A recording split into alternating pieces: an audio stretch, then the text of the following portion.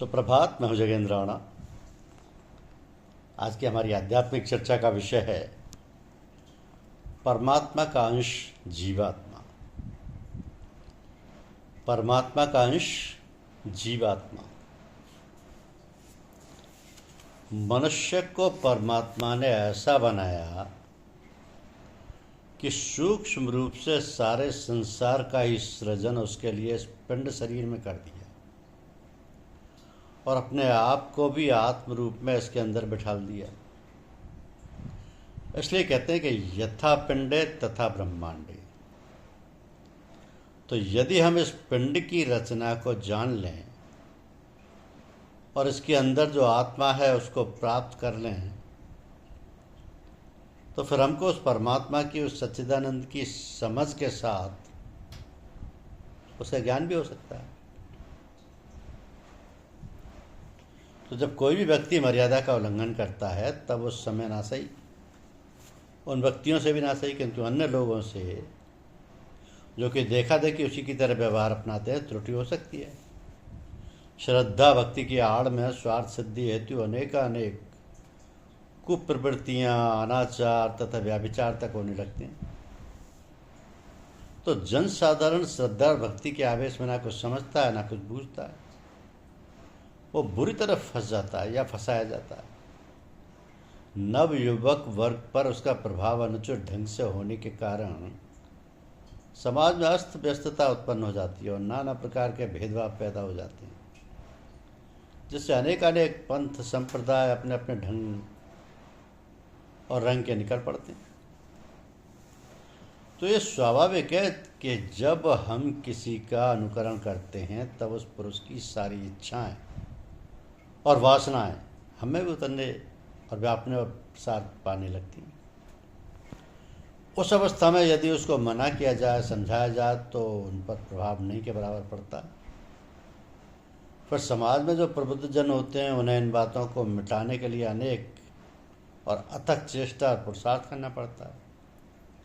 इतने पर भी वे बातें पूर्ण रूप से मिट नहीं पाती। कुछ लोग उनका साथ देते हैं और कुछ विरोधी बन जाते हैं। अतः बहुत आवश्यक है कि देश काल और परिस्थिति के अनुसार जो सामाजिक नियम बनाए जाते हैं उनका भली प्रकार उचित ढंग से पालन किया जाए। इसका उत्तरदायित्व जो धार्मिक नेता, अगुवाकार, गुरु और आचार्य होते हैं उन्हीं पर होता है। तो ये जो विचार आपके सामने प्रस्तुत किए हैं ये पूर्ण रूपेण प्रत्यक्षानुभूति के आधार पर निर्भर हैं। कोई कल्पना या किसी का विचार मात्र नहीं है, क्योंकि हम सब मिलकर तनिक दृष्टि डालें कि सर्वसाधारण में नित्य प्रति होने वाली छोटी मोटी हल्की फुल्की जो बातें होती हैं उनको देखिए। प्राचीन परिपाटी और सभ्यता यह है कि बड़ों का, महापुरुषों का और संत महात्माओं का आदर और सम्मान किया जाए। तो ऐसे महापुरुषों के चरण स्पर्श भी किए जाते हैं, जिससे उनके अंदर का सात्विक, के अंदर की सात्विक अमृतधार स्वाभाविक रूप में जो प्रवाहित हो रही है उसको प्राप्त करें। अतः चरण छूने की रीति चल पड़ी। ये ठीक है कि महापुरुषों, संतों और महात्माओं के चरण स्पर्श करने से वास्तव में लाभ होता है, किंतु आजकल ऐसा वातावरण हो गया है और इतने बनावटी, कपटी, दुराचारी और अनाचारी साधु पैदा हो गए हैं तो उनके इतने आडंबर और वेशभूषा होते हैं कि असली और सच्चे संतों, महात्माओं को जानना और पहचानना बड़ा कठिन हो जाता है। ऐसा लोगों के बहकावे में आकर साधारण जन उनके खूब चरण स्पर्श करते हैं तथा उन्हें मत्था टेकते हैं। तो वे लोग बड़े चाव से ये कहलाते हैं। जो आने जाने वाले ऐसा नहीं करते उन पर वे अप्रसन्न होते हैं और भांति भांति से उनकी अवहेलना पूर्वक उन्हें शाप देने का ढोंग रखते हैं। तो इस प्रकार वे उनको अपने जाल व चंगुल में बुरी तरह फंसाते हैं। वे अपने को न जाने क्या क्या समझने लगते हैं। तो वर्तमान कारण में यह दिखावटी प्रथा बिल्कुल बंद कर देनी चाहिए। आजकल तो जाति पाति, छुआछात आदि भेदभावों को दूर किया जा रहा है। दूसरी बात इससे भी भयावह है कि प्रसाद पाने की एक प्रसाद भगवान को अर्पण करके जो निष्ठान, मिष्ठान और भोजन आदि सामग्री होती है वही होता है। दूसरा प्रसाद संत महात्माओं के भोजन का बचा हुआ उच्छिष्ट होता है, जिसे लोग प्रसाद समझकर बड़ी श्रद्धा और भक्ति भाव से प्राप्त करते हैं। यद्यपि इसे महात्मा एवं संतजन पसंद नहीं करते, पर इसी बात को लेकर बनावटी साधु महात्मा और ढोंगी गुरु कहकर अपने हाथ से लोगों को देते हैं कि लो प्रसाद पालो। भला आप सोचिए, ऐसे कितना भयंकर अनाचार फैलता है। जिस सामग्री को छूने मात्र से बीमारी के कीटाणु छूने वाले में प्रविष्ट हो जाते हैं, वो अत्यंत दूषित हो जाती है। इस प्रकार यदि हम ध्यानपूर्वक सोचें तो प्रथा बहुत ही भयंकर रूप में हानिप्रद है। तीसरी बात है महापुरुषों के पहने हुए वस्त्रों को ग्रहण करने की। यह भी बहुत हानिप्रद है। जो कपड़े बदन से हर समय लगे रहते हैं, उसमें बीमारी के कीटाणु भली प्रकार समा जाते हैं। कीटाणु ही नहीं, ऐसे पुरुषों का जिस प्रकार का स्वभाव होता है, उसका सारा प्रभाव कपड़ों में भर जाता है, और जो भी उन्हें पहनता है उसमें उनका असर हो जाता है। और तो ये सब रीति रस्म समाप्त कर देने चाहिए, और बड़ी सावधानी के साथ ऐसे आदमी की जिसके संपर्क में हम आए निरख परख कर लेनी चाहिए। तो प्राचीन काल में जो छुआछात का प्रचार प्रसार हुआ था, उस समय हर प्रकार से लाभप्रद था। प्राचीन काल के महापुरुष सात्विकी प्रवृत्ति वाले थे। वह बहुत ही आचार विचार और शुद्ध अंतकरण के होते थे। अतः जो लोग तनिक भी अवगुणों और दुराचारों में लिप्त होते थे, वह उन्हें तुरंत जान लेते थे, और उनकी छुई वस्तु में जो उनके मलिन धार प्रवेश कर जाती थी उसे भी समझ लेते थे। और जब तक उस मलिनता को वो अपनी इच्छा शक्ति और आत्मशक्ति से शुद्ध नहीं कर लेते थे, तब तक उसका ग्रहण नहीं करते थे।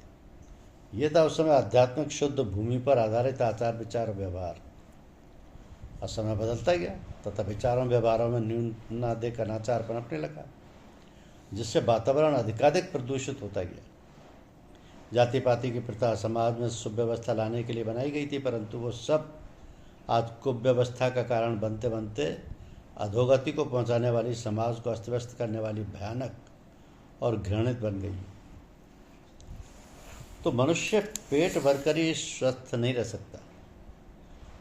यदि तुम स्वस्थ हो तो बुद्धिमान बनो, और बुद्धिमान बन सको तो भक्त और पुजारी बनो, क्योंकि ईश्वर से डरने के माने है बुद्धिमत्ता का आरंभ। तो ये हमारा स्थूल शरीर 5 तत्वों से बना हुआ है। वे 5 तत्व हैं पृथ्वी, जल, अग्नि, वायु और आकाश। इन्हीं के तालमेल से शरीर स्वस्थ और सुंदर रहता है, किंतु शरीर का सारा कारोबार मन द्वारा चलता है। यदि मन स्वस्थ है, प्रसन्न है, तो शरीर की सारी गतिविधियाँ भली भांति सुखपूर्वक चलती हैं। पर यदि मन डावाडोल है तो शरीर भी अस्थिर है। शरीर भी अस्थिर है। जब मन क्या है, जब मन को नींद आ जाती है और रूह भी गाफिल होती है, तो मैं ही अकेला होता हूँ और यार की महफिल होती है। तो मन सुषुप्त अवस्था में पहुँच जाता है, वासनाएं खत्म हो जाती हैं, स्वप्न दिखना बंद हो जाता है, गहरी नींद में गोते खाने लगते हैं, एक मस्ती का आलम छा जाता है, बेसुधी आ जाती है और समाधि लग जाती है। यहाँ विषय है न वासना, केवल आनंद का आनंद है। इसी आनंद की तलाश में मनुष्य शराब पीता है, सुख का क्षणिक स्वाद पाता है और उसे प्राप्त करता है। असल में जीवात्मा परमात्मा का अंश है। परमात्मा आनंद स्वरूप है, शांति स्वरूप है, जीवात्मा उसका अंश है और उससे अलग भी है। इसलिए आनंद की, शांति की उसे खोजती, क्योंकि वे इसी का अंश है। जैसे मछली बिना पानी के नहीं रह सकती, शरीर बिना भोजन पानी के नहीं रह सकता, इसी प्रकार जीवात्मा बगैर शांति के नहीं रह सकती। उसकी असली खुराक आनंद ही है। उस सारे विषयों में, सारी वासना में उसी आनंद की खोज में भटक रहा था। तो जब वो आनंद लोक में गया तब उसे शांति मिल गई, आनंद मिला। अब न विषयों की तलब है, न वासना की इच्छा रही। अब तो तृप्त हो गया, मुक्त हो गया, आनंदमग्न हो गया, सब कुछ पा गया। तात्पर्य यह निकला कि स्थूल शरीर बिना सूक्ष्म और कारण शरीर के निरर्थक है।